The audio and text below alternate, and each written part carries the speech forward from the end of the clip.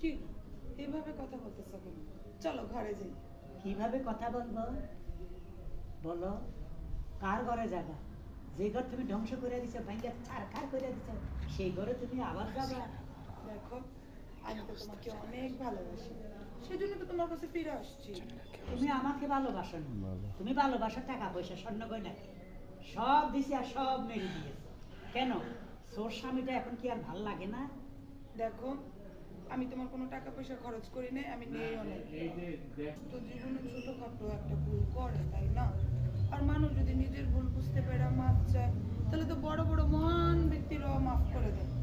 আমিও ছোট্ট একটা তিল পরিমাণ ভুল করছি, সেটা বুঝতে পেরে তোমার কাছে মাফ চাইতে চলে আসছি, তোমার সাথে সংসার করতে চলে আসছি। বাহ বাহ বাহ, ভালো নাটক করো। এক কাজ করো, ওই কবরী ম্যাডাম মারা গেছে, সিনেমা বড় ধরনের নায়িকা নাই, তুমি এফডিসিতে যাও না, যে অ্যাক্টিং করো একদম 100-100 তুমি নায়িকা হয়ে যাবা। তুমি আমার সাথে এরকম ভাবে কথা বলতেছো কেন? আমি তো তোমার টাকা পয়সা খরচ করি না, আমি এতদিন পিন্টুর টাকা পয়সায় চলছি। তুমি যখন বিদেশ থেকে টাকা পাঠাইতা, তখন আমি তোমার টাকা পয়সা খরচ করিনি, তখনও আমি পিন্টুর কাছ থেকে টাকাই নিয়ে চলছি। তাই না? আমাকে মাসুম বাচ্চা পেয়েছো যে যাই বুঝ দিবা তা আমি বুঝবো, তুমি টাকা পয়সা খরচ করে নেই ফিন্ডে বুঝ। আপনাকে তো আমি চিনিতে পারিলাম না। কি ব্যাপার, তুমি আমার সাথে এইভাবে কেন কথা বলতেছো? চল ঘরে গিয়ে কথা বলি। ঘরে যাবেন? কার ঘর? কিসের ঘর? যে ঘরটারে আপনি ভাঙ্গা সারখার করে দিছেন, ওই ঘরে আবার ঢুকতে চাচ্ছেন কেন ম্যাডাম? আমার অপরাধটা কি? দেখো, তুমি এইভাবে কেন বলতেছো? আমি তোমাকে সত্যিই অনেক ভালোবাসি। মানুষ তো জীবনে ছোটখাটো একটা ভুল করে, তাই না?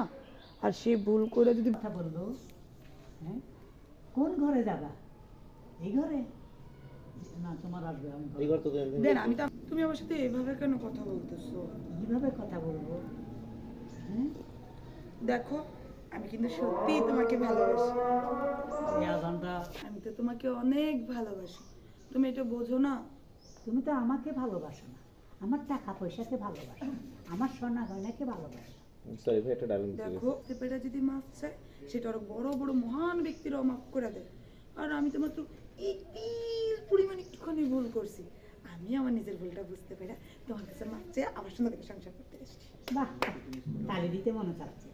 আপনি তো ভালো অ্যাক্টিং করেন, নাটক হলে খুব ভালো করবেন। নাটক না, আপনি এক কাজ করেন, ওই কবরী তো মারা গেছে, আপনি সিনেমা করেন, এফডিসিতে যান, আপনি 1 নম্বর নায়িকা হয়ে যাবেন। ওখানে গেলে খালি গাড়ি বাড়ি কোটি কোটি টাকার মালিক হয়ে যাবেন রাতারাতি। শোনো, তুমি তো আমাকে পাওয়ার জন্যই পুরো এলাকা ঘুরে ঘুরে মাইকিং করে আসছো, তো সে আমিই তো তোমার কাছে চলে আসলাম, তাহলে তুমি এভাবে কেন কথা বলতেছো?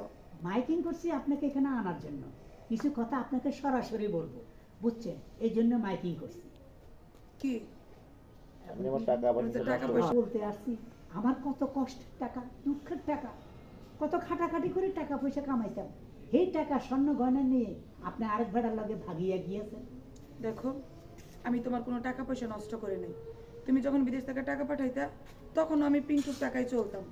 তোমার টাকা যেভাবে অ্যাকাউন্টে পাঠাইছো, অ্যাকাউন্টেই পড়ে রয়েছে, আমি সেখান থেকে একটা টাকাও ধরি নাই।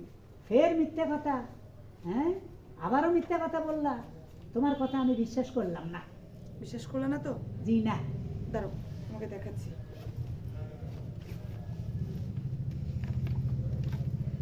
এই ধরো চেক, নিচে আমার স্বাক্ষর করা আছে। বিশ্বাস না হয় তুমি অ্যাকাউন্টে গিয়ে চেক দিয়ে আসো, চাইলে তুমি